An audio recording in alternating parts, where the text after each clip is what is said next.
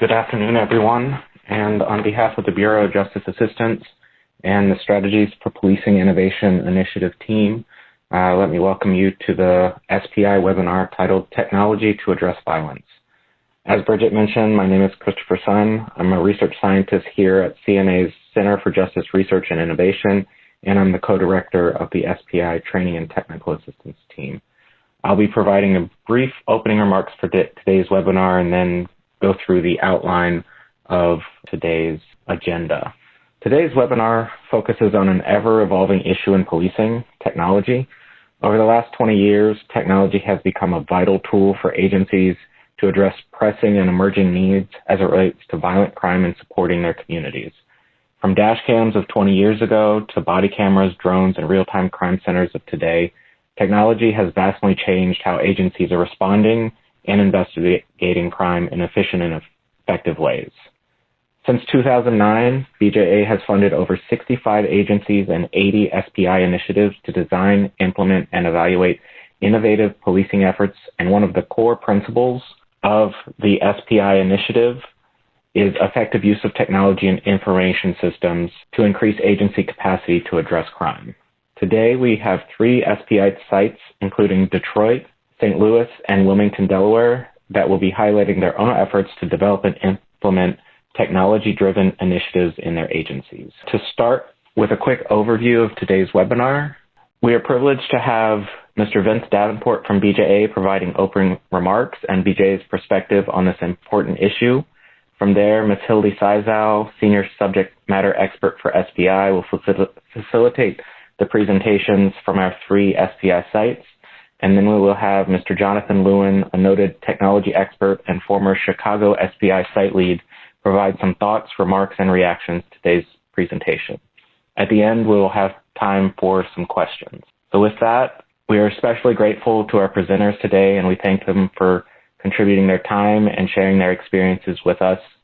We also would like to thank the Bureau of Justice Assistance for its investment in the SPI initiative and in a range of technical assistance resources and opportunities for agencies implementing and researching new strategies and tactics. Please note as we go through this webinar, the thoughts and opinions shared on the webinar do not represent official positions or policies of the U.S. Department of Justice or that of BJA. Let me also thank Hildy, Charles Stevenson, and Bridget Bryson from our SPI team that helped pull this whole webinar together and make sure everything runs smoothly on the back end for us. So without further ado, I will hand it over to Mr. Vince Davenport from BJA. Mr. Davenport is the Associate Deputy Director of the Bureau of Justice Assistance, where he oversees the law enforcement division within the policy office. He is a former police commander who served for 25 years with the Kansas City, Kansas Police Department and holds a master's degree in public administration and international studies from the University of Kansas. So, Mr. Davenport? Great. Thank you, Chris, and thank you, everybody, for carving out some time for this really important webinar. And let me start by offering greetings on behalf of Assistant Attorney General Katie Sullivan and the entire Justice Programs team. And I'm joined on this call today by one of my colleagues, Kate McNamee. She is a senior policy advisor within the Bureau of Justice Assistance, and Kate oversees SPI along with some other really important programs here at DOJ. So let me just spend a minute just to kind of describe BJA's role here within DOJ. So the Bureau of Justice Assistance, we're pretty much the primary component within justice to provide direct support to state, local, and tribal law enforcement. And our overarching mission is to strengthen our nation's criminal justice system through grants, training, technical assistance, and policy development. And we are especially pleased to support the important work that you do as practitioners, especially those of you who are brave enough to tackle, the unending challenges that come with technology. And the fact that you're on this call as practitioners, it tells us everything we need to know about your dedication and your commitment to not only law enforcement, but really making sure that to the extent that you can be on the cutting edge, to the extent that you can help to identify beyond the best practices, what are the next practices out there to keep communities safe? And so I just want to start by just acknowledging and recognizing and thanking you for your dedication and your commitment to be on this call and to be in kind of this niche area of technology. Obviously, technology is just one of the many tools at your disposal. And, Chris mentioned I spent quite a few years with the Kansas City, Kansas Police Department. And, back in the day, the technology was, your car and your radio. That was pretty much it. You had some fingerprints every now and then. And things have changed, thank goodness. And so, today we've got gunshot detection equipment, you've got license plate readers, you've got, cameras are ubiquitous, they're everywhere. Obviously there's a challenge to try to harness all of that footage and so forth. And on today's webinar, you're going to hear some really excellent examples of technology integration in the real world from practitioners like yourself. You're also going to hear about, and you're going to be discussing some of the future technologies that are out there related to crime reduction. And I suspect that a lot of the future technologies, they're really going to come with a lot of challenges and difficulties that we're all aware of with regard to privacy considerations and ethical considerations. But, when you get into data collection tools and analytics, facial recognition, there's a big conversation that needs to be had not only within the criminal justice field, but I think within our country with our citizenry to make sure that whatever technology we ultimately need and adopt for criminal justice purposes, that it's ethical and that we do we safeguard the privacy of our citizens. I want to also thank our terrific presenters who have spent considerable time and effort to share what they have learned along the way. So I hope everybody has a great webinar. I hope you take plenty of notes. I know that a lot of people have put in a lot of time and effort to make this really meaningful. And before I just kind of close out and let you get down to the business at hand, I would be remiss if I didn't just stop for a second and just thank you for being out there on the front lines doing what you do. I can't think of a time when policing has been more challenging. If you think about everything that's happening, if you think about COVID, we're facing a worldwide pandemic. We're facing civil unrest. We're facing increased scrutiny on any number of fronts. And despite all of that, I think everybody continues to show up every day, do their job, and that's really remarkable. So thank you for everything that you do day in and day out to make our communities safer. Have a great webinar. Take care and be safe. Thank you, sir. I appreciate the thought, the time, and we obviously appreciate not only your support, but Kate's support as we're putting these webinars together, but also supporting agencies at large on these important issues. I'd like to now hand it over to Hildy, and we'll go ahead and facilitate all the different presentations from our sites. Hildy? Thank you, Chris. Hi, I'm Hildy Sizo, a Senior Advisor for CNA's Center for Justice Research and Innovation, and a longtime subject matter expert for SPI. We will hear today from our 3 SPI sites first, then from our former SPI coordinator in Chicago, who is also an expert in policing technology. He will be serving as a futurist of sorts, linking the work in our SPI sites to future police technology expectations and what may lie ahead in policing from his perspective. What sets apart the sites we are featuring today are their efforts to weave together a number of different analytic strategies and advanced technologies in an effort to maximize the impact specifically on violence. We'll hear first from Tricia Stein, the Director of Administrative Operations from the City of Detroit.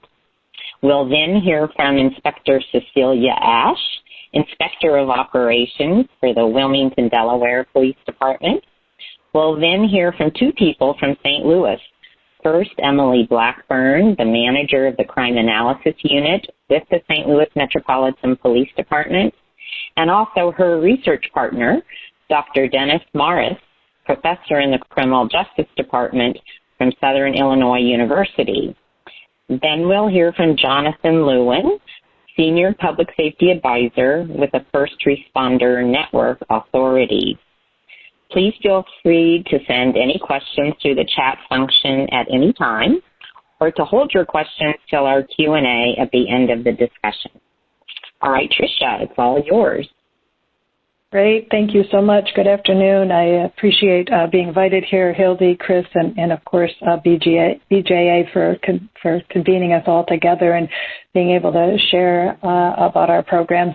As Hildy said, I'm from the city of Detroit. I work in the police department as the Director of Administrative Operations. I oversee a lot of initiatives, and one of the initiatives is Project Greenlight that I want to talk to you about today. So I want to talk to you about Project Greenlight. Project Greenlight is a innovative partnership where we bring together public and private sector. Coming out of bankruptcy in 2014 and 2015, the city really realized that we couldn't tackle revitalization and public safety alone. So we kicked off this innovative program where we bring together small businesses and the Detroit Police Department really to work together as a cohesive unit.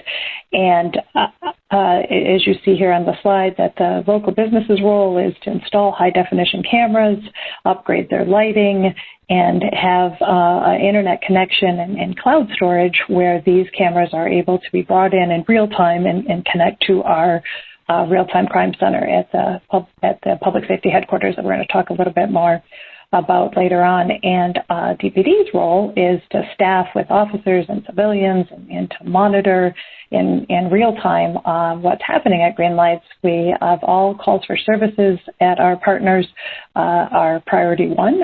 And then we also do what is called a special patrol visit, which is an officer-initiated call for service. And we regularly do these to strengthen our partnership and put our eyes on our businesses. So how did it all begin? Where did we start? I mentioned bankruptcy, but it really was a huge need with carjackings. Carjackings, there was a propensity of them to happen on a very regular basis in the city of Detroit. In 2015, the stats were such that they happened more often than one a day on an annual basis. We had 532 carjackings around the city. And a lot of carjackings were targeted at gas stations. As our chief says, these are places of opportunity. There's obviously the vehicle is involved. You're getting gas. You're distracted as a consumer. You're going into the store. And that's really where a lot of our carjackings were happening. And so the chief thought that we should start with being able to see what's happening at gas stations and then be able to do virtual patrol, certainly be able to do situational awareness when there is a call for service and our officers are en route to these locations. So we started with 8 gas stations in January 2016, and it took us 3 months to wire the cameras and be able to get connectivity, and we bring it up through their access cameras, we bring it up through Stratocast, Genetec, and bring it through our real-time crime center, the Motorola RIC consoles. A lot of moving parts, a lot of partners. We thought it was pretty fantastic that we did it in 3 months, and we're able to bring in 8 gas stations live. Now, just to give you an idea, we bring on, it takes us about 3 days to bring on from interest to wiring to bring them in through real time. So in 4.5 years, we've really grown a lot. So just to break it down a little bit, we have 700 Project Greenlight partners across the city right now. While I said that we started with gas stations, 8, as you see at the type of businesses, they are not the leading source of our business type. That's services, and by that moniker, it means professional services, because we have also retail and party store, liquor stores, community centers. We also expanded to multi-family residential facilities, so those aren't single-family residential, but it's 4 or more. We used HUD's definition of 4 or more, and so they're mostly apartment complexes, condos, and such that join Greenlight, and we did that a couple of years ago. We also did corridors and plazas, so a lot of the way businesses come together in the city of Detroit are the strip malls and plazas. We keep those as a separate count just because they're a little different to patrol. And then also we had started a corridor concept a couple of years ago where this is a concentrated group of businesses. There has to be 5 or more businesses in a 2 to 3 block concentrated area. and then they can, the businesses can come together and install the high-definition cameras and lighting, and they can work together as a one partner, if you will, but we still separate them and monitor them as a corridor, as one entity. Over on the left is just to give you an idea what the price is. At minimum, a single individual, so this isn't the corridor, but a single individual green light partner has to maintain 4 cameras. That's on the exterior, facing where the public mostly comes in or out of their business. There also has to be, those are all external cameras. At least one of them, though, has to be installed on the inside and facing the door. So where most of the public comes in or out, and it's facing that to capture individuals as they come in. Later, we're going to talk through a success story where this has been a huge return on investment for us. It's to purchase cameras outright. It's about $4,000. That does not include connectivity and cloud storage. There's also a leasing model for about 3 years of paying an upfront install cost and $150 a month to lease the cameras, connectivity, and cloud storage. It comes out to almost the same cost. So if you want to pay now or pay later, then the flashing green light, and then the signage, just to give you an idea what it costs to become a partner. It's completely voluntary. I said we have 700 partners. You can take a look and see how they look across the city. Here's a map of the city of Detroit. Quick fun fact, that's Canada below us. Canada's to the south of us here in the city. But you'll see how all green lights are spread across. Some are concentrated across the city. Currently, we have 71 businesses. That's a mix of the traditional businesses and a corridor and plaza that are waiting to get into the program. We're in a little bit of a backlog because of COVID, but we just now started putting our partners our install partners having crews out on the street and being able to bring in businesses. To be an installer, they have to be Access certified. As I said, all of our cameras are Access, so they have to go through a certification process. But we have installers and all over the city that business are able to partner with and install their cameras. And then we also have the leasing options through Comcast and Guardian Alarm as well. The special patrol visits that we talked about earlier, on average, there's about 360 of those that happened at our partners every single day across the city. And then our calls for service are approximately just over 60 calls for service a day at Greenlight partners. There is been a slight uptick in calls for service when Greenlights first joined the program. That's, again, testing the new partnership and knowing that the police are going to show up. We also have anecdotal evidence where individuals might have been robbed or had a victim of a crime down the street, across the street, down the block, go to a green light location and make the call because they know that they're going to get service faster. So that's something that we've had to take a look at for our calls for service. Part of our SPI grant, as our research partner, Michigan State University, is taking a very comprehensive look at matching green light locations with non-green light locations, but very similar business footprint, very similar location, and taking a look over the last few years of how their service has been, their incidents of crime, and that report, we're happy to say, will be done at the end of the year. So we're looking forward to that, to be able to see some empirical evidence in some model, if we need to change the model at all or any improvements with our research partner. So we've got some. We do monitor our stats, our crime stats. The biggest one that I've already mentioned is carjacking. That was certainly something that we looked at on a very regular basis. This is a year-to-date. So we can see that we're experiencing an over 60% reduction in carjackings year-to-date from when we began the program to now, and we're on track 2020 to have them be reduced even further. So it certainly is a metric that we look at regularly. We also look at closing cases and being able to use video evidence. We really wanted a like commodity here, so we used cases that had video evidence with green light video evidence, and then cases that had video evidence with non-green light partners, just to do a more comparison of apples to apples.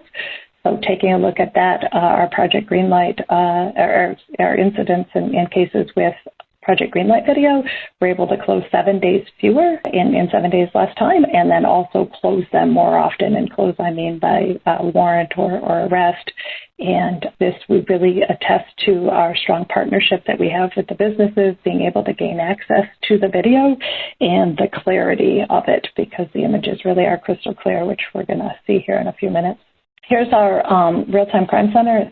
Actually getting a update right now. So this is, we've been down since about the 4th of July, and right around Thanksgiving we'll have a slightly expanded real-time crime center because we grew out of this one already. But here's what it looked like prior to its makeover. We've got 15 RIC councils, as I said, the real-time crime intelligence councils that bring in the green light images in addition to the CAD on the left-hand side. You can see some of that on the bottom, and then the green light images, and then also the GPS of our scout cars, so that our analysts can have eyes on the situation and then also know where the scout cars are coming in the area. So I mentioned that we had 8, we started in 2016 with 8 locations. At the time we had 10 analysts that was made up our entire crime intel unit for the department. And our crime analysts do everything from workups to all of our shootings and critical assaults and other crimes as requested, but also monitor green lights. And we only had one classification, so crime analyst, and it was one size fits all at that time. And I'm happy to say in 4.5 years, while we've grown to 700 green light locations, we've also grown to 131 crime analysts. And they are mixed with sworn individuals as well, and it's a 2/3 civilian to 1/3 sworn mix. That's the mix that really works for us. We try to maintain that. Well, I think right now we're a little over in the analyst. And our analysts, we've got different classifications. So we start, and we just were successful in this last budget to get a virtual patrol operator. So it's an entry level, and those folks, as the name says, they mostly monitor green lights and do virtual patrol, all based on risk terrain modeling that was also supported by SPI, and be able to take a look at calls for service and when crimes happen, and the analysis of type of business and the hours of when the VPOs should be monitoring them, to Crime Analyst 1, Crime Analyst 2, and then an appointed position, which is an Intel Specialist. So we were able to build different classifications, be able to have a path of not only an entry point, but a path to promotion as well, which was really important to the chief. So we didn't train these folks and then they would walk out the door. So 131 analysts co-located. You'll see that off to the left, and in our new configuration, it's a little bit more integrated, is our traffic management center. So all of our traffic mounted cameras and our smart signals are monitored there. We have over 2,800 Project Greenlight cameras that are brought in. We also have partners with the city, all critical infrastructure, and any other corporate partners and public schools. That's an additional 4,000 cameras that are brought into the Real-Time Crime Center. We use brief cam video analytics.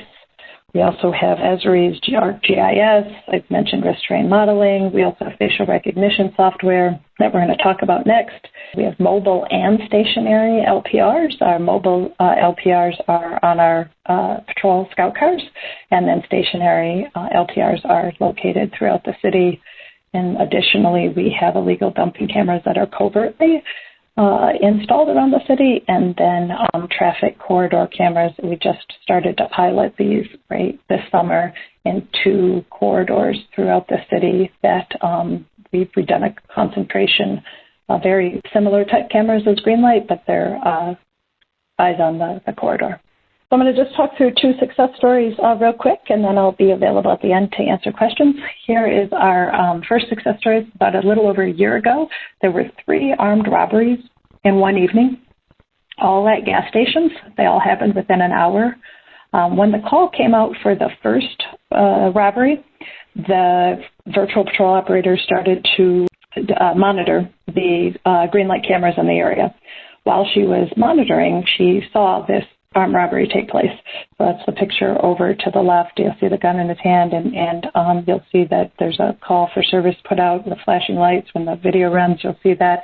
So he then moves on. We catch a description of the car and a partial license plate. The analyst starts working up, and she also grabs the probe photo, which is that camera that's installed on the inside of the green light business facing outwards. We got a probe photo. We're able to run that probe photo because it's a violent Part 1 crime that we can use our facial recognition software for based on our policy.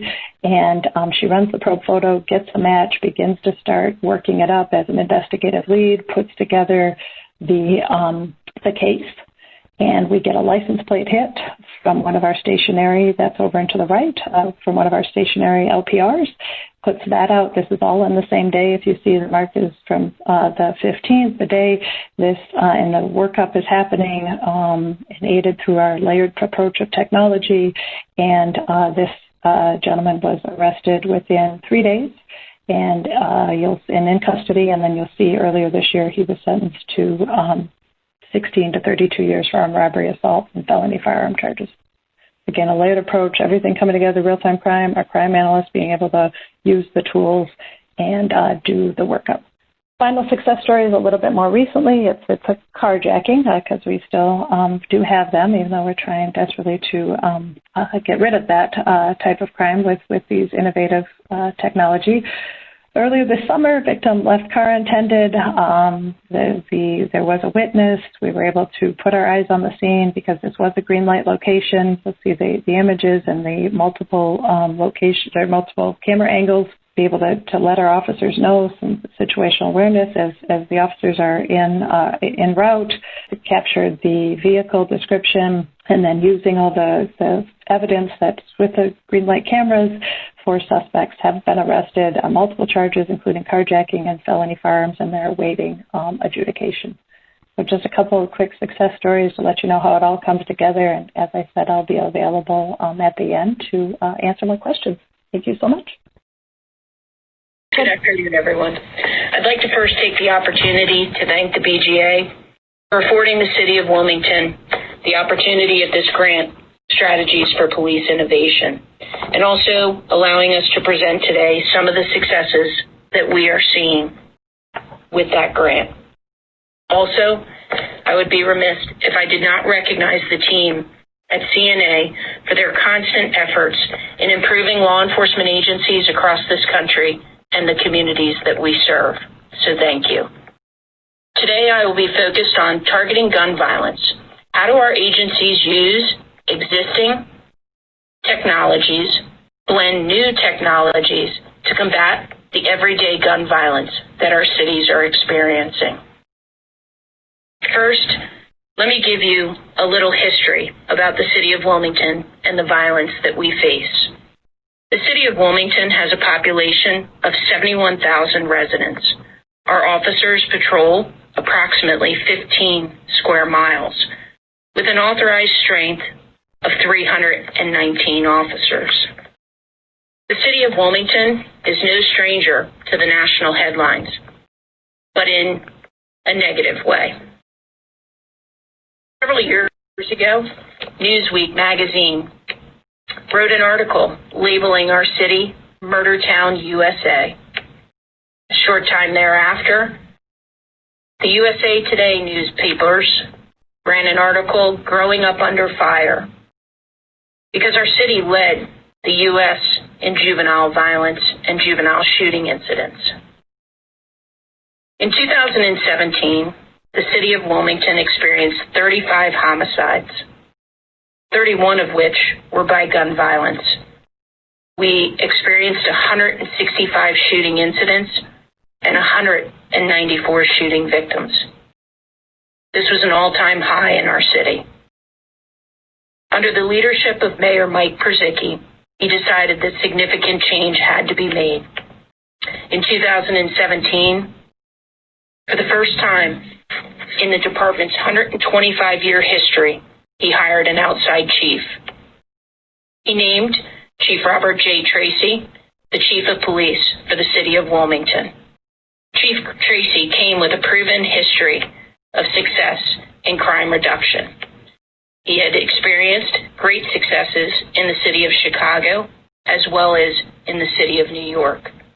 Those strategies came as a layered approach to intelligence-led policing, a CompStat methodology of accountability and leading communication to break down the silos that existed within our agency.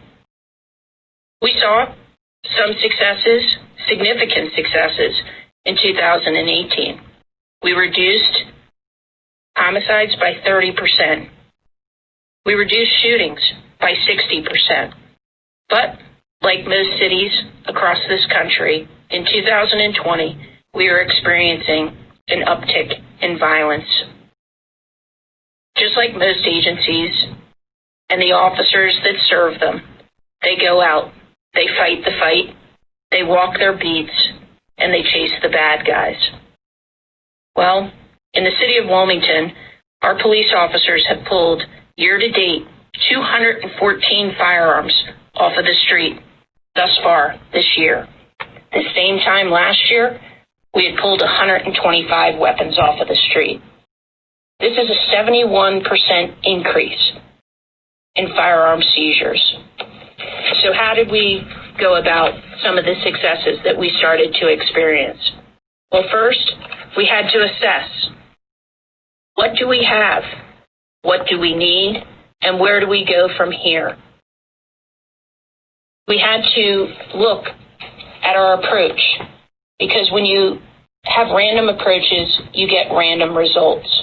We had to build a strong foundation, a holistic approach, a comprehensive approach, assessing our current status of our existing technologies and what we were doing with them, our capacity for expanding those technologies, and then blending existing technologies with the future technology that we were looking to have. That assessment first came with our gunshot recognition software. In the city of Wilmington, we used the ShotSpotter product. We had been using this product since 2013. Under the original ShotSpotter program, we covered about 3 square miles of the city. But with the SPI grant, this afforded us to be able to expand our ShotSpotter capabilities by 2 square miles. This helped encompass a majority of the city as we expanded. But how did we articulate that expansion? Well, like most urban cities, we don't rely on calls for service to assess our gun violence. Why? Because our cities are plagued with gun violence. People are scared in their communities of the retaliatory behavior of those that are driving the gun violence in the neighborhoods that they have to live in. So we had to think outside of the box. How were we going to approach this? What was going to be our articulation? When we sat down and we reviewed some of the data in 2017 of ShotSpotter, we discovered that in 77% of the time, we were missing shots fired in significant areas that had experienced an increase in violence. But why? Well, because it was only pinging off of 2 towers instead of 3, because the third is what sends the alert to our 911 communication center. So, with the SPI grant, we were asked to expand, which you can see here on the map is the blue area, and the existing in 2013 was within the red. But we also had to have an internal examination of what were we doing with this type of technology. Well, to say it honestly, we weren't. We had been collecting data from 2013, and we had a random approach. Some officers would get out of their cars, others wouldn't. In a majority of cases, officers were being dispatched from a 911 center and would rarely get out of their cars, which led to no casings being collected, which led to no leads, which led to no intelligence gained. So where did we go from there? Next, we had to assess our real-time crime center and the information that was coming in. Here in the city of Wilmington, we're new to this. We were an agency that in 2016 was still using carbon paper. Well, we decided that change had to be made. We had to focus on intelligence-led policing. We went about that by securing a state bond bill grant for $750,000. Like most agencies across this country, how do you build a real-time crime center in a medium-sized agency where you're stressed on resources to begin with? Well, we started that center in 2016 with myself as a lieutenant, 2 criminal intelligence detectives, and 1 crime analyst. Today, we have grown that center into 6 investigators, 1 supervisor, and 3 crime analysts. With the assistance of ATF, we asked for a CGIC group to be established in the city of Wilmington. This was historic. A gun crime intelligence center is notably often found in the ATF field office, but that was 45 minutes from our city. That served us no good. ATF was willing for our agency to be the first agency in the country, a mid-sized agency, to have a CGIC group embedded in its real-time crime center. Next, we had to look at our CCTV program. Well, if you look at the red arrow, we had a lot to gain. Because yes, for you young kids in the crowd, that's called a tube television. That's what we used to watch TV on. But yes, we had that in 2018. So when you say to yourself, I'm an agency, we can't afford this, we can't do this, my answer to you is, yes, we can. And yes, you can. Because we've done it. We have a company here in the city of Wilmington, Downtown Visions, that's a nonprofit organization that we partnered with to expand our CCTV program. Why? Because what we found was this was a 20-year-old system. It wasn't based in the police department. The system was antiquated, and it was based on an analog camera system. It's a private company. They're not open 24 hours a day, 7 days a week, like our police department. And even when I was a homicide detective, it was always my luck with a shooting or a homicide that right when it would happen under the camera would turn as the events were occurring. We again applied for state bond bill money from the same group that helped us build the Real-Time Crime Center. But this time, we asked for $1.5 million to allow us to not only upgrade 60 out of our 90 cameras, but to build City Watch that was contained within the police headquarters, while also upgrading Downtown Visions that monitors the cameras for downtown. How did we do this? Well, it's a layered approach. You have to make it actionable. How do you build actionable intelligence? Well, it starts with the gunshot recognition, and we had to be honest with ourselves. We had officers that didn't have computers in their cars. We put computers in every single car. We require officers to get out of their vehicles, to walk their beats, to collect the evidence at these scenes. But not just that. You have to canvass these areas. You have to talk and look for witnesses. You have to try to obtain video, ring doorbells.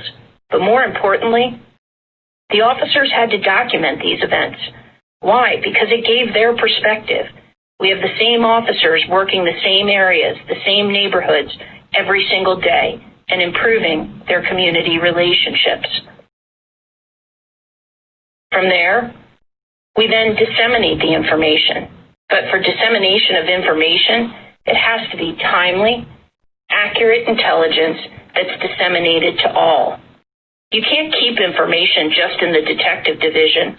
You have to give the officers the same exact information because it improves their officer safety, their situational awareness, and honestly, the effectiveness and efficiencies of the department. We again examined our real-time crime center. In the real-time crime center, they now write reports, intelligence reports on all shootings and victims of homicides. Why?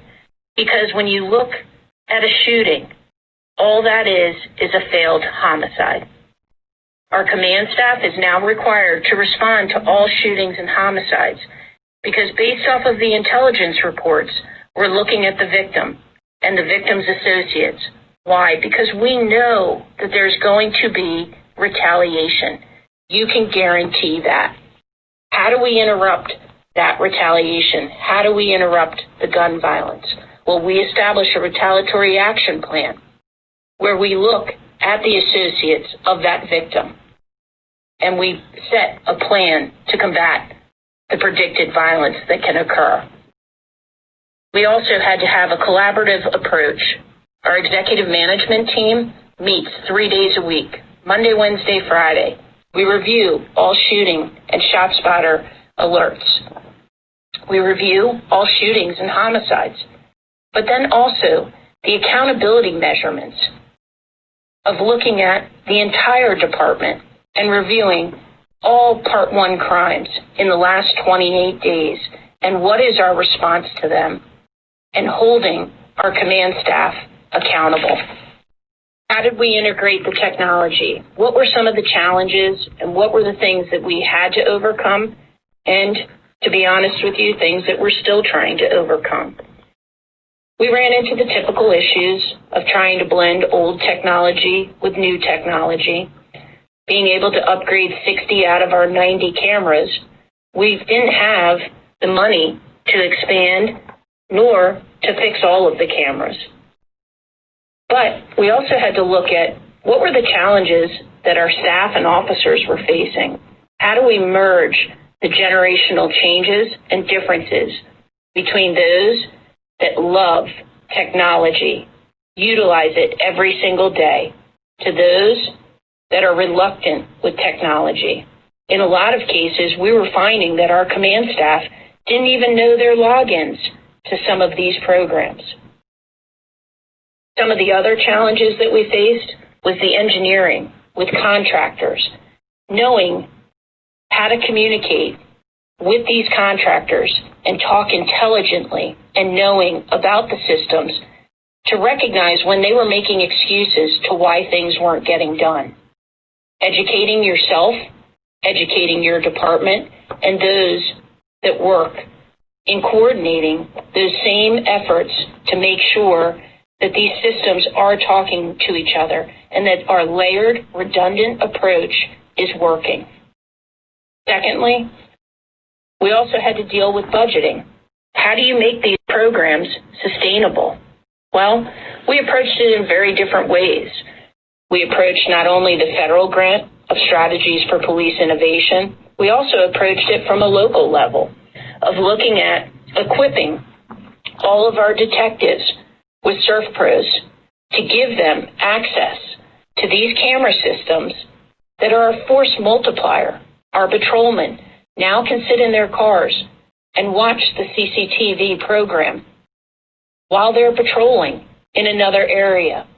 Our detectives can now have access 24 hours a day, 7 days a week to the technology, to the cameras that are now overlaid with ShotSpotter.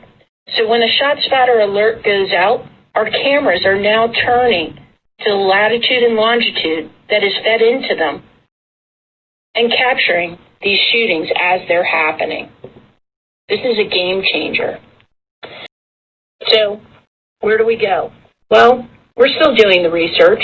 We're seeing some measurable outcomes, but our goal in partnering with the National Police Foundation was to examine how do we reduce homicides and shootings? How do we effectively respond to investigating shooting incidents? But not just effectively responding to these, but how do we improve WPD's organizational capacity to respond to gun violence and leverage the technology and integration of that technology? Next, I'll go into a success story. So, Bridget, I think if you can just go to the first video. So, for everybody, this was a typical scene here in the city of Wilmington. These lovely four gentlemen that you'll see on this video are just out for your average February stroll in the middle of winter. What's significant in this video is the clothing that they're wearing. Can we go to the second video, please? This is the same shot. This is the overlaid approach of where the officers are in their area on average patrol, a routine patrol, where all four of these subjects are armed with firearms. It also shows the brazen nature in which our officers are faced with every single day. Shortly, here in about a few seconds, as these lovely gentlemen cross the street, you'll see that two of our patrol officers are on their routine patrol, but unbeknownst to them, they're going to shortly hear gunfire while they're only half a block away. This was picked up by ShotSpotter. You can go ahead and roll the audio, and this is what they heard.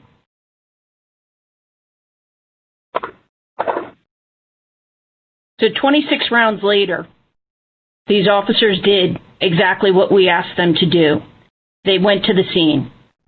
They canvassed. They collected the evidence after the alert from ShotSpotter came across their computer.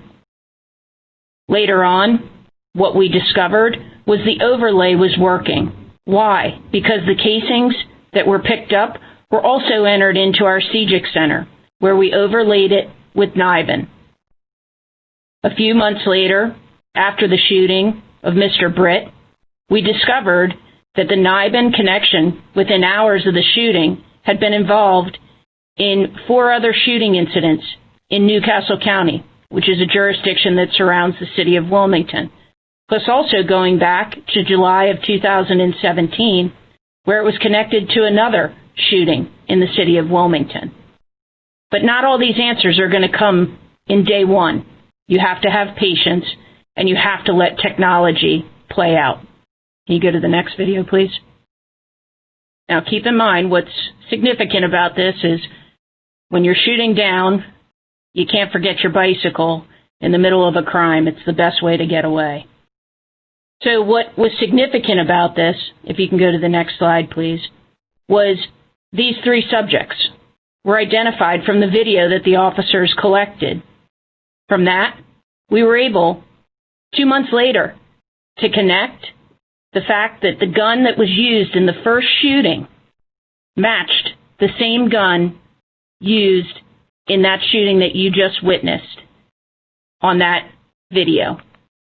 Based off of the technology, based off of the layered approach, based off of communication and breaking down the silos, this is just one example of tremendous successes that we've had, and we were able to not only identify, but successfully prosecute those defendants for that case. Thank you. Hi, good afternoon. This is Emily Blackburn. I'm the Crime Analysis Unit Manager with the St. Louis Metropolitan Police Department. I'm here with our research partner, Dennis Maritz of the Southern Illinois University at Edwardsville. And we're going to talk about how we're actively using technology to address some violent crime hotspots here in St. Louis. The goal of our experiment with this latest SPI grant is to bring technology to underserved locations. And then using those deployment locations, deploying on objective criteria, and measuring the deterrent impact of the mere presence as well as different doses. So we'll talk about different configurations and how we're working to determine what particular configuration of the technology works the best. So we're lucky enough to be able to purchase 3 mobile surveillance trailers from the SkyCop company thanks to the SBI grant, and we were also able to get what we call a dummy trailer, and the dummy trailer acts as a placebo in our experiment. So it's a trailer that looks like the real thing but doesn't actually do anything. So once we got the units purchased and integrated into the real-time crime center, we were able to start deploying them. So all of the units, all of the SkyCop units in this case, are outfitted with closed-circuit TV, license plate readers, as well as gunshot detection system, which will pivot the camera so you can see the direction of the gunfire. So, like everyone, we're facing a few challenges here, and one of our biggest challenges is that our technology that exists is not always where violent crime is the highest. And there's two main reasons for that. One is that our very generous partners who have paid for a lot of the fixed camera and fixed LPRs that we have need them around their businesses or on the major corridors, which is fine. Those are main routes of travel. So as far as LPR, that's fine. But it doesn't get us into the residential areas where we have retaliatory violence. Another major hurdle is that fiber coverage, especially in older cities, isn't always equitably distributed. So while we are working with the city and our other partners to get fiber laid, triaging the streets we needed something in the meantime to fill the gap, and that's really where mobile surveillance units came in. We do have a robust real-time crime center and a small, 4-person, but mighty, I think, crime analysis unit. But we don't have a voice in the current deployment of the MSUs that we have.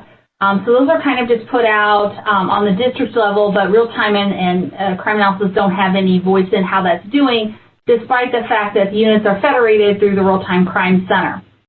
At the start of the grant cycle, we did a survey, and what we found was that our officers are very supportive of closed-circuit television and license plate reader technology, though they didn't know a lot about mobile units at the time. So we'll revisit that in a couple of years, but we suspect that they will like that, mostly because you get good arrests out of LPRs when they're placed right. So that should be fine.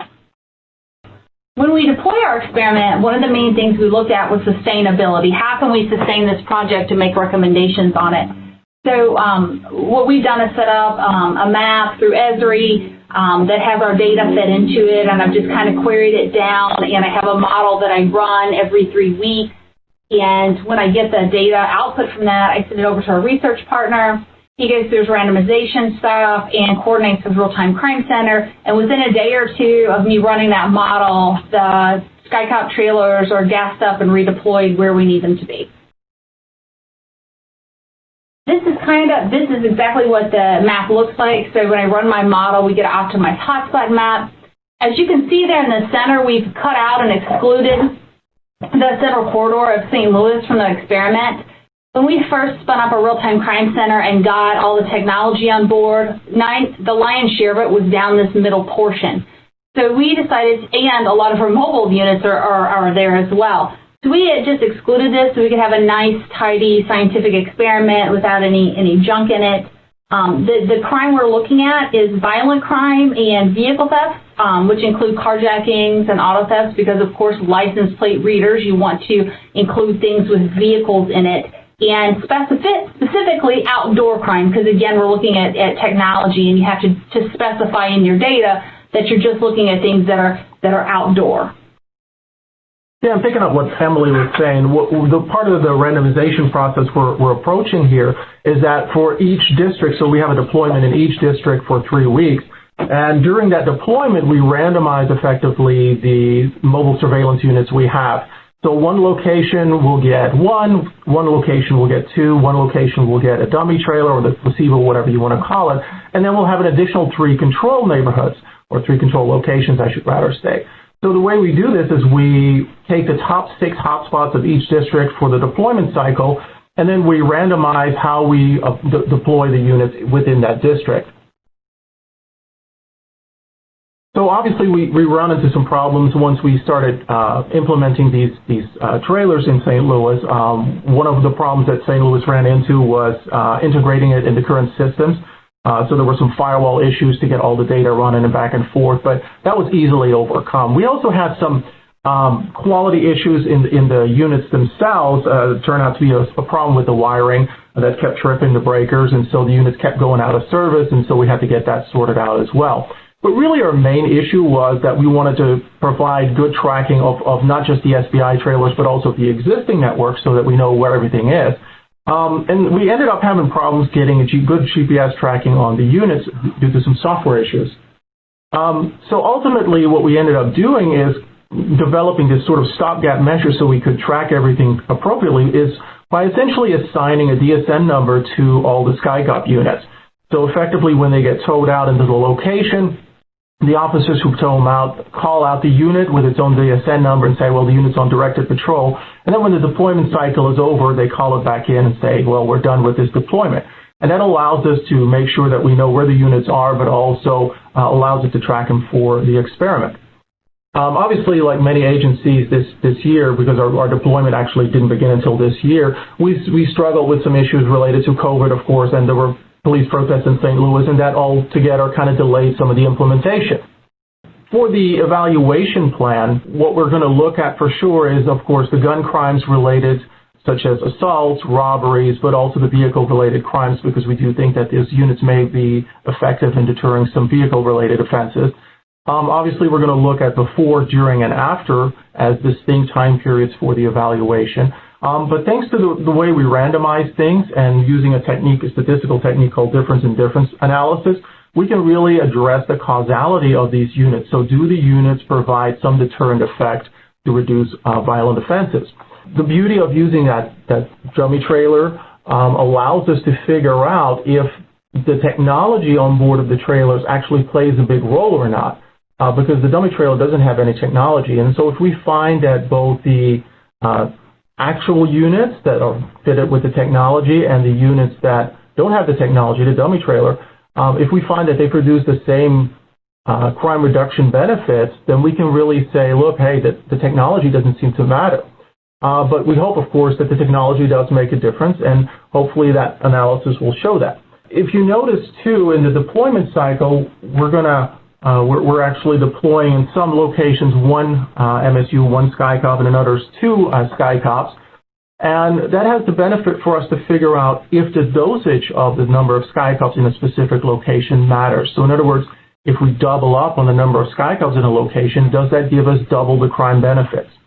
So obviously, because we really just started deployment this year, it's really too early to actually say much about the deterrent impact. And hopefully by the end of the year, if things keep going the way they are, we should be able to do some initial evaluation that tells us some early indicators of what exactly goes on. But over the next 2 years, we have another 40 or so full deployment cycles to complete, and I think by that time we should really be able to address all these issues we just talked about. Now, a couple of things we did do already in advance. So one of the things we examined is the existing fleet of SkyCops that Emily was talking about that were mostly purchased through donors to the city. And what we looked at there is, well, do they actually have an impact on the crime in the location that they're placed? So we examined about a 1,000-foot radius of those locations, and we did find, indeed, that if you put a unit there, you will find crime changes when the units are deployed. So before and after, crime is much higher, for instance, for robbery, motor vehicle thefts, carjackings, but also shots fired. So it does appear that there is some effect of these units that were placed in these more commercial areas. Now, of course, we hope that translates to the residential communities as well, and we hope actually it will be bigger there, but that, of course, remains a little bit open-ended at this point. Another thing that we examined, and this was kind of an interesting little bit, where we had a deployment cycle in which some of the SkyCop units were placed in a ShotSpotter zone. And so we were able to overlay the ShotSpotter data with the SkyCop data. And of course, that's a very interesting thing because it allows you to see which units catch what. And we did find that ShotSpotter overall has a much better coverage, and that the SkyCop units, the acoustic units on board the SkyCops do capture some gunshots, but they really seem to be limited in a 600 or so foot range, and that makes sense because you have the cameras that are supposed to pan to it, and beyond 600 foot, it's going to be hard to find stuff. One of the problems, though, of course, with that is if the units have a limited range, and we have found, as we showed in the previous slide, that the SkyCops actually may be deterrent toward gunshots, so people may not be firing guns right in the sight lines of these units, then the gunshot acoustic systems on these units may actually not be effective at all. If nobody shoots near the units and the units really can't see much beyond that, then there's really not much purpose for these things. So obviously we're going to keep tracking this as the project goes on and hopefully find a more conclusive answer toward the end. So at the end of the project then, we really should be able to tell if these mobile surveillance units have a good impact on reducing crime. How much crime do they reduce, under what conditions, and so forth.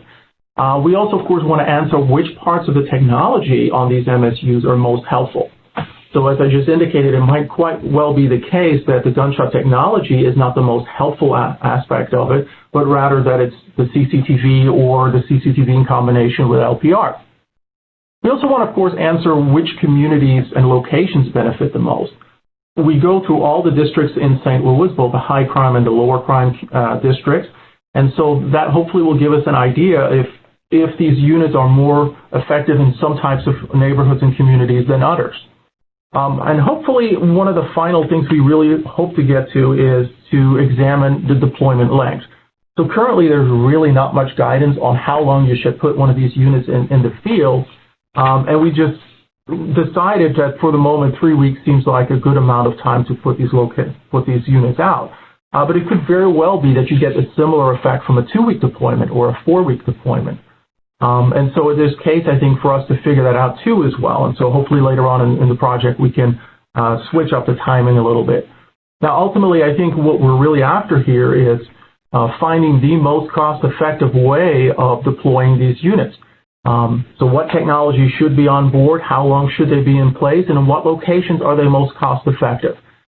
So just to kind of reiterate what Dr. Maris was saying, I think what we're hoping with this webinar is that the major takeaway is that combining a sound scientific approach and sustainable practice is not only possible, but it nets real results early on, not just for you, but for the practice as a whole. Not only the scientific criminological practice, but for practitioners as well.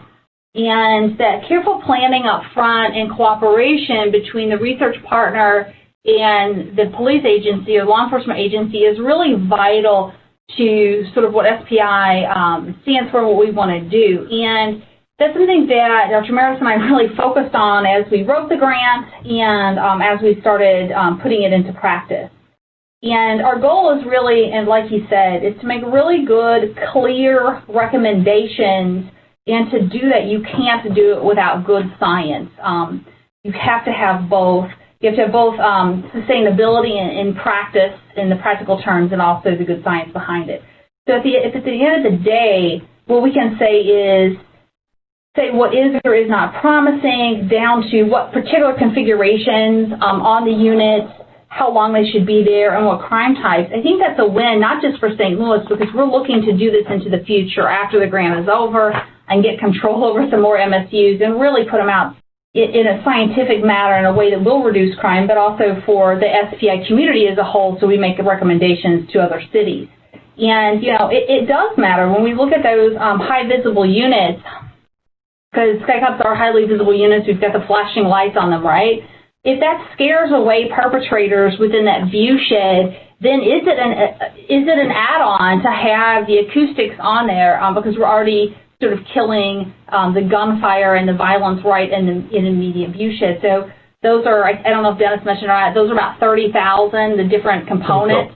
So that may make the difference in an agency being able to get 1 or 2 SkyCops, right? And the same with 2 SkyCops in one area. If that's more than double the results, it's worth it. But if it's anything less than that, then you want to space those out a little further. So all of those are things that I think are tangible results that can be really easily picked up and transferred to another agency. And then the last thing is with our fixed units, we've really found that CCTV plus LPR nets a lot more rewards than just one or the other. So we're looking at that.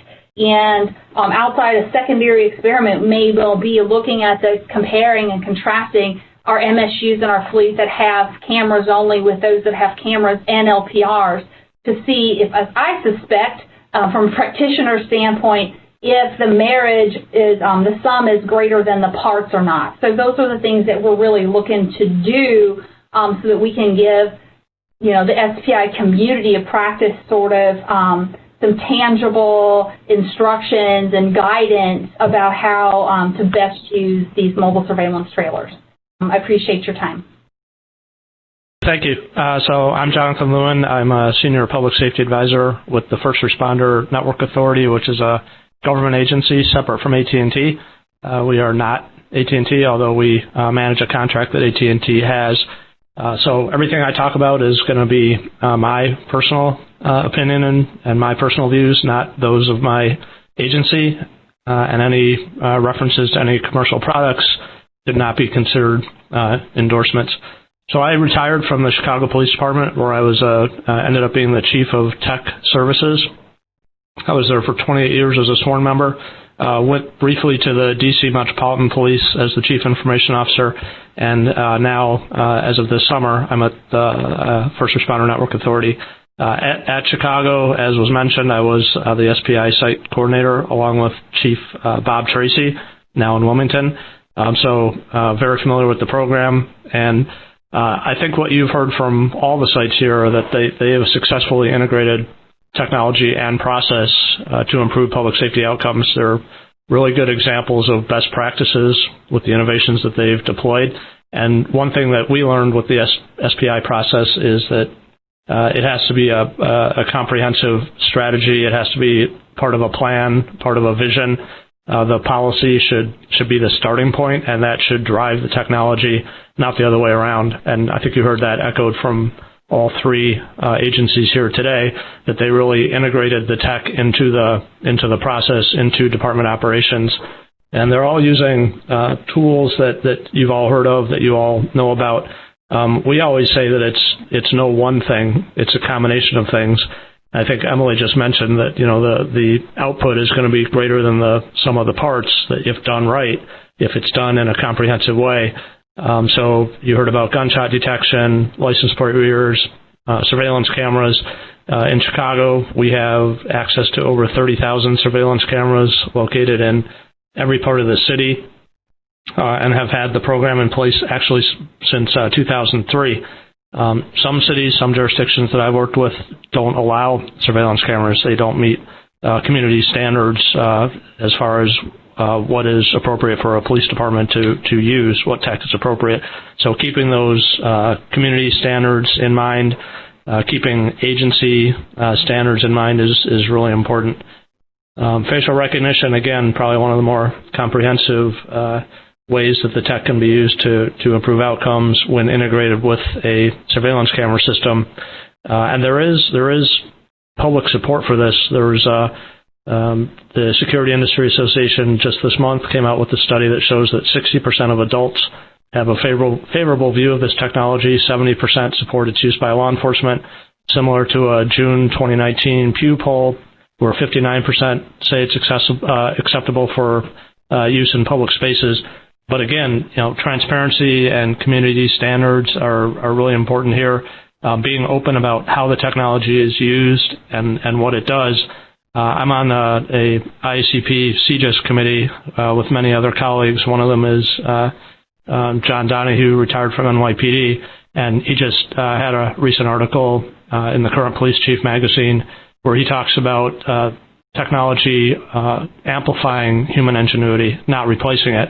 So these tools are not designed to replace what a human being is doing. They're designed to augment what a person is doing when used responsibly. Analytics tools like risk modeling used to be called predictive policing. There's many of them out there. You heard Detroit talk about risk terrain modeling. Chicago's using something that was called Azavia Hunch Lab. It's now called ShotSpotter Missions. There's Predpol, there's others, but they're essentially taking a bunch of data and developing a risk model to identify areas where the model thinks future violence might occur to inform deployment decisions and other strategies.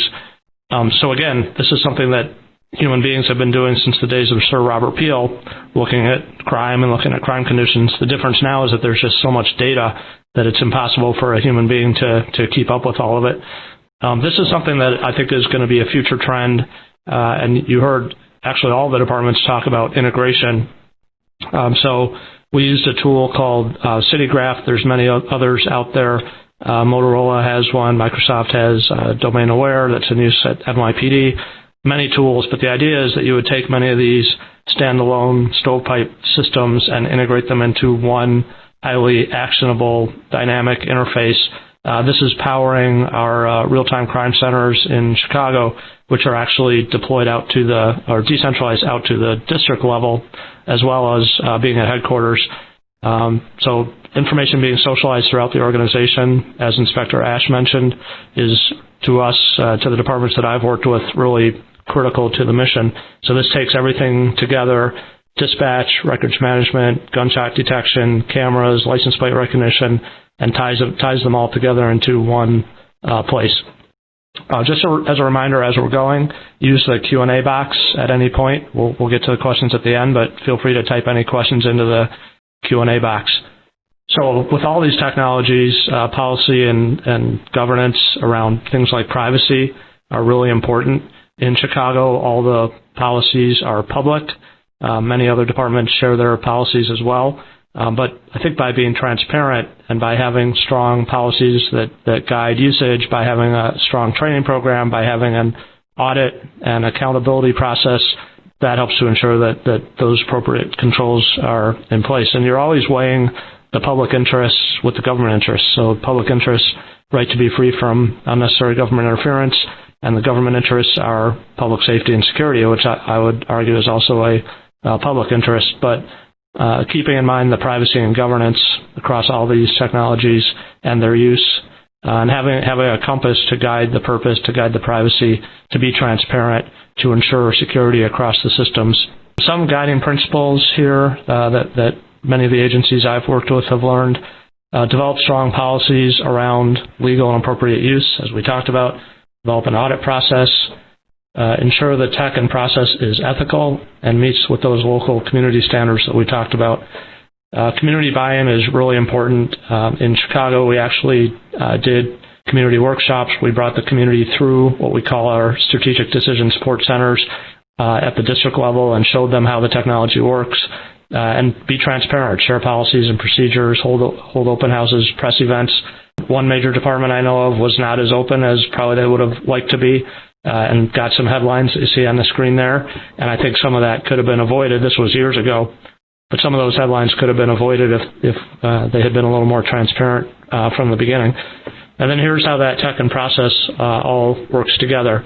So it's about integrating all the technology, sometimes a refining process.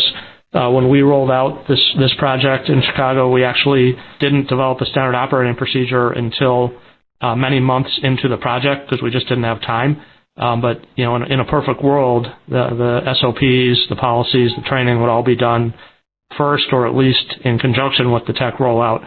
So you have this very robust. What you see here is this daily intelligence cycle that leverages the data and makes strategic decisions based on that ever-changing environment.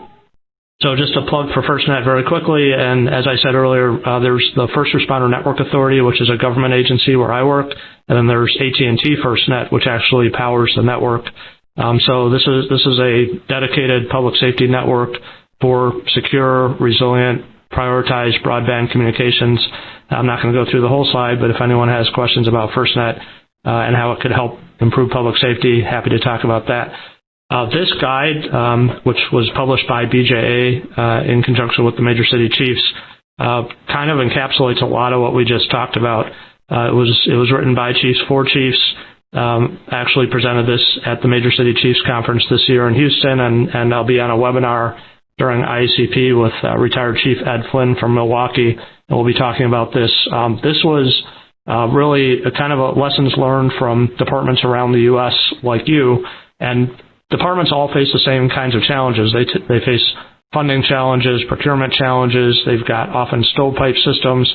There's no single approach that's going to support every agency, but this guide talks a lot about developing a plan, having a vision. There's a whole technology section in the guide. I was just chatting during this webinar with one of my colleagues from a major city that I'm not going to name, who's trying to get tech coordinated through his office. Right now it's kind of scattered around. Without that centralized vision and executive support and buy-in to help you develop and implement the plan, it's going to be, I think, a challenge. So this is kind of what you've seen here is a natural progression of technology. Things are going to become more integrated. They're going to form an ecosystem. In that ecosystem, you'll see analysis activities across multiple data elements to identify patterns and trends, make connections much more quickly than our human being could, save time, improve precision, save lives ultimately. I think you'll start seeing more use of shared platforms, things like cloud computing, especially with standards, with things like standards for incident-based reporting. I think you'll see some better outcomes as agencies are better able to collaborate, leveraging some of those shared platforms and services. So I want to thank BJA and CNA for their support, not only for this, but over the years. I see Nola Joyce, who formerly from Chicago Police is on, Chip Calderon from CNA, now working with Chicago. So many great people on the line, so looking forward to some questions. Thank you, Jonathan. And thank you to all of our presenters today who've just done a terrific job in describing their technology integration projects, showing their relevance to their communities, and the advantages that they've achieved from these important projects. So we have about maybe 5 or 6 minutes for Q&A, and I know that a number of people have sent in questions today. So I'm going to ask Bridget to read the first question that she's received, and then we'll ask any one of the presenters to respond if you have something you'd like to say. Yes, so Director Stein, we got a question during your presentation asking where the cameras are monitored and if you have police response to incidents as part of the Green Light program. So thanks for the question. Our cameras are monitored at the Real-Time Crime Center in headquarters. That was the picture that I showed. We also have 2 precinct intel units that we have just stood up this summer that are in our precincts that have the highest calls for service, the highest non-fatal and fatal shootings, and then also the highest concentration of Green Light partners. So we have decentralized a model very similar to Chicago that Jonathan just spoke about that are able to monitor their own Green Light locations centrally with crime analysts. In addition, every precinct is able to monitor their Green Lights on laptops and also field deployed. So we have a centralized and a decentralized model to put eyes on, but from a concentrated level of who's responsible, it's that virtual patrol operators, the crime analyst, that is their duty and responsibility, and they're housed in those precinct intel units, and then also the Real-Time Crime Center. The first part of your question. The second part is that there is all calls for service to Green Lights. They are deemed a priority 1 for response, and they do get a priority. Now, of course, it's life over property, so there is a balance to answering those calls, but they are coded as a nature code in our 911 communication center as priority 1. So I have a question for an inspector. Could you explain some services that are included with the real-time crime centers? For example, is it fire, 911, 311, dispatch, and what else? No, so our real-time crime center operates within itself with the crime intelligence officers and the crime analyst. We have a 911 center that is a separate division under the police department as far as where 911 calls are received and dispatched. So it's a standalone only. It feeds into the video monitoring center for our police department. It also monitors the ShotSpotter alerts that come into that center, as well as go into the 911 center, as well as now the officers with this grant are able to receive the alerts in real time, not only on a mobile phone if they choose, but also on their computers inside their vehicles. Why don't you go ahead with one more? I think we have a couple of minutes, and then we'll finish up after that. It's actually a question for you. So could you specifically address ways to involve the community more fully in the use of technology? I think that's a really important question, and one of the things I was going to say as a takeaway from today's webinar is the importance of collaborating with the community in all of these technology implementation projects. You saw the importance of that in Detroit in particular, with collaborating with the private sector and those high violence locations. Also in St. Louis, where they were focusing on their high violence neighborhoods. And so working with community, particularly in those high violence locations and those high violence neighborhoods, probably from the very beginning, going into those communities and really explaining your project, explaining the technology, getting the community buy-in and support, I think is really critical from the very beginning of the effort, giving them feedback then on whether that technology is making a difference, explaining the challenges you're having and making sure that they're supporting what you're doing and participating if you need the community's assistance. All of those things are really important. And I think once you have some data showing whether you're having an impact or not on the crime problem is also really important to share with the community. So they know that the strategies the police department are using are really making a difference, and what they're buying into is really making a difference and improving their neighborhood. You know, especially exactly to your point, in the city of Wilmington with the Police Foundation, that's exactly what we are in the process of doing with the research, is we have sent out community surveys to the gun violence within the communities. But the other thing that's significant, too, was the survey of the police officers and how that technology overlays in making their job more efficient. And then doing part of the research, which hopefully will be concluded for the city of Wilmington in September of 2021, is doing a post-survey of our community to see their outcome and their input on the technology, and exactly, Hildy, to what you're saying. So thank you for those comments. No, great. Thank you for adding on. Two other takeaways I think are important as well today from the entire discussion, the great discussion we've had over the last hour and a half. Just as collaboration with the community is vital, so is integration. And weaving together these various technologies or technology and analytic strategies into a more holistic approach to violence reduction will provide much added value. And I think we saw that in all of the presentations. And finally, the third takeaway is the importance of assessment. It's just also so vital. We have to understand just what the problem is. We need to determine what technologies will best address that problem, and then figuring out whether the technology is in fact effective are all critical pieces of technology implementation. So those are some of the important takeaways. Let me say thank you again to our presenters who just did a terrific job, and thank you for all of your time in putting these presentations together. We hope the audience who joined us today got a lot out of this. We appreciate your participation, and we hope you found this helpful. Thank you again for your time. Have a great day.